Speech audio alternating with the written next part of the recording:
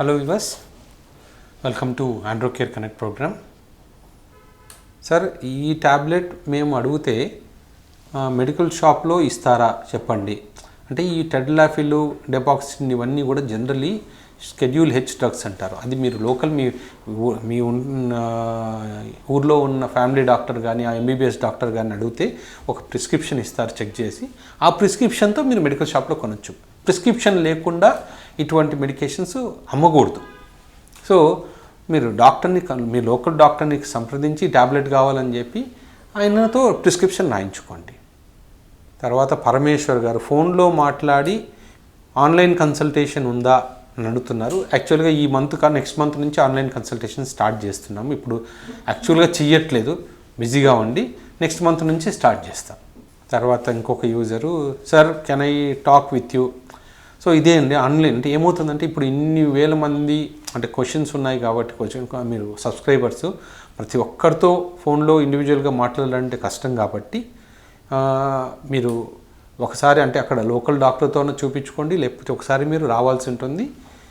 ఫోన్లో అంటే అందరితో ఫోన్లో మాట్లాడడం అనేది కష్టం ఇండివిజువల్గా. తర్వాత సార్ నా ఏజ్ 23, నాకు నైట్ డ్రీమ్స్లో కానీ సెక్షువల్ థాట్స్లో కానీ భయం అనిపించి థాట్స్ వితౌట్ సెక్షువల్ వచ్చినప్పుడు నాకు స్పెర్మ్ అనేది లీక్ అయిపోతుంది. అండర్వేర్లో 2-3 వీక్స్ ఒకసారి జరుగుతుంది. దీనివల్ల ఏమైనా ప్రాబ్లమా? అలా స్పెర్మ్ లీక్స్ నిద్రలో లీక్ అవ్వడం అనేది జనరల్గా ప్రాబ్లం కాదండి. చాలామందికి అంటే మాస్టర్బేట్ చేయని వాళ్ళకి కానీ పెళ్ళి కాని వాళ్ళకి కానీ ఎవరైతే స్పెర్మ్ రెగ్యులర్గా రిలీజ్ చేయరో వాళ్ళకు ఇది జరుగుతూ ఉంటుంది. సో అది మేజర్ ప్రాబ్లం కాదు. ఫ్యూచర్లో మ్యారేజ్కి ఏమైనా ప్రాబ్లం ఉంటాయా సార్? ఏం కాదండి. మీరు మాస్టర్బేట్ అంటే మామూలుగా రోడ్డు మీద వెళ్తూ అలా చూస్తున్నా కూడా స్పెర్మ్ లీక్ అయిపోతుంది అనుకోండి, అప్పుడు మనం భయపడాలి. అంటే దానికి వేరే ఏదైనా సివియర్ ఫోబియా కానీ లేదా సివియర్ సెమినల్ వెసికులైటిస్ కానీ ఇలాంటివి ఉండొచ్చు. నిద్రలో లీక్ అవుతుంటే మటుకు భయం లేదు.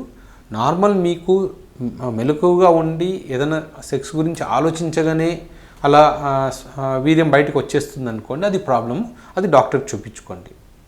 ఇంకా నాకు కాస్త భయంగా ఉంది, ప్లీజ్ ఎవరికైనా డీటెయిల్ నాలెడ్జ్ ఉంటే చెప్పండి. నాకు కాస్త భయంగా ఉంది, నేను ఎవరితో షేర్ చేసుకోలేకపోతున్నాను.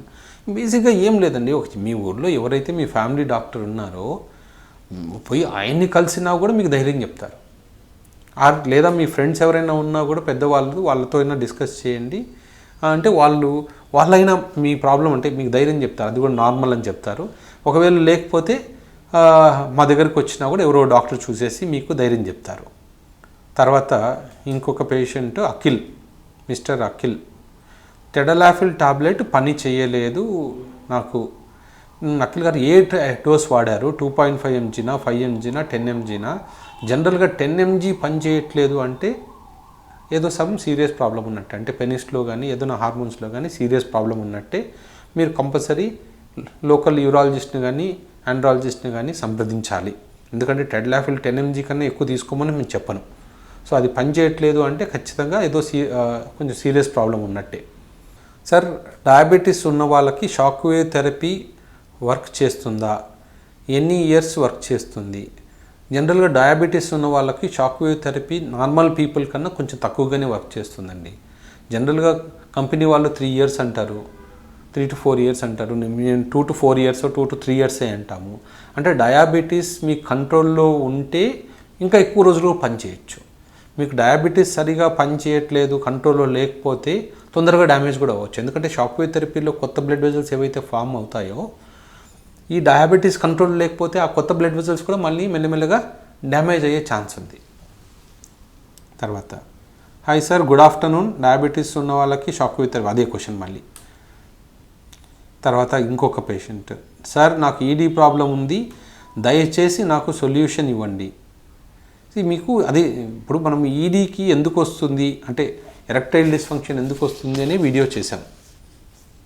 ఆ వీడియోలో అంటే ఏ ప్రాబ్లమ్స్ వల్ల ఎరెక్టైల్ డిస్ఫంక్షన్ వస్తుంది, ఏ హార్మోన్స్లో ప్రాబ్లం ఉండొచ్చు, ఏ టెస్టులు చేయించుకోవాలి అనేది కూడా అన్నీ ఇచ్చాము.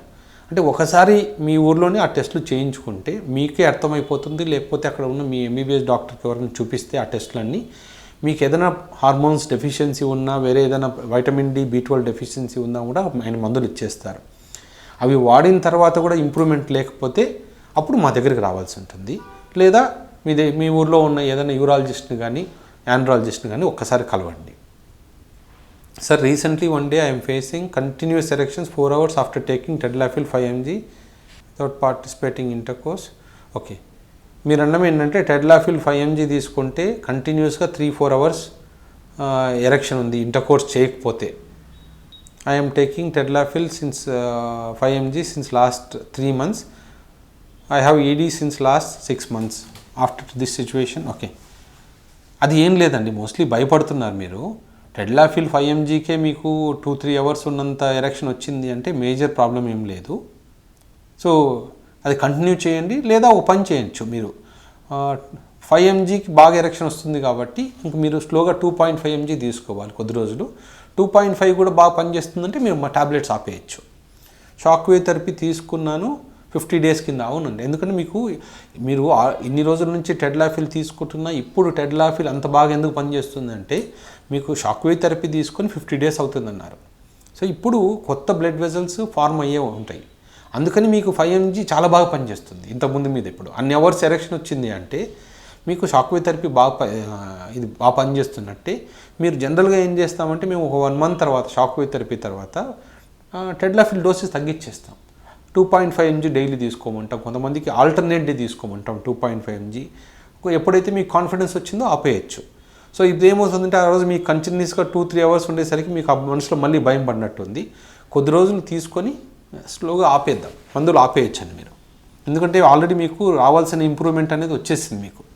సార్ మీ అడ్రస్ చెప్పండి. నాకు స్పెర్మ్ 30/100 ఉంది, నాకు వయసు 31, నాకు సంతానం కాలేదు. మామూలుగా మీరు ఆండ్రోకేర్ అని పెట్టగానే ఎక్కడైనా వస్తుందండి. మీరు ఆండ్రోకేర్ అని పెడితే మా గూగుల్లో కూడా మా అడ్రస్ వచ్చేస్తుంది. ఆండ్రోకేర్ ఆండ్రాలజీ ఇన్స్టిట్యూట్ అని కొట్టండి.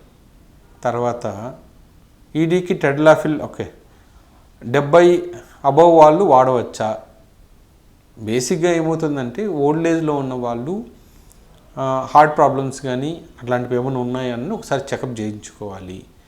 చెకప్ చేయించుకొని ఏవి లేవు అన్నప్పుడు మాత్రం టెడ్లాఫిల్ ఎవరైనా వాడచ్చు. ఎందుకంటే నార్మల్గా ప్రాస్టేట్ ఉన్న ప్రాబ్లం వాళ్ళకు కూడా మనం టెడ్లాఫిల్ ఇస్తాం, ప్రాస్టేట్ సైజ్ తగ్గడానికి కూడా. బట్ అక్కడ ఏంటంటే ఓన్లీ డైలీ 5 mg మాత్రమే ఇస్తాం. సో ఆ 5 mg వరకు అయితే జనరల్గా సేఫ్టీనే ఉంటుంది. బట్ ఒక్కసారి అంటే 70 years కదా, ఈ మధ్య ఎప్పుడన్నా మీరు జనరల్ చెకప్ చేయించుకున్నారా, ఈసీజీ చేయించుకున్నారా, అవన్నీ బాగానే ఉంటే టెడ్లాఫిల్ తీసుకోవచ్చు. బట్ ఎందుకైనా అంటే మీరు డైరెక్ట్గా ఈ ఏజ్లో తీసుకోకూడదు. మీ ఎవరైతే ఫిజిషియన్ ఉన్నారో ఆ ఫిజిషియన్ అడిగి ఒకసారి ఆయన ఆ ప్రిస్క్రిప్షన్ తీసుకొని వాడచ్చు.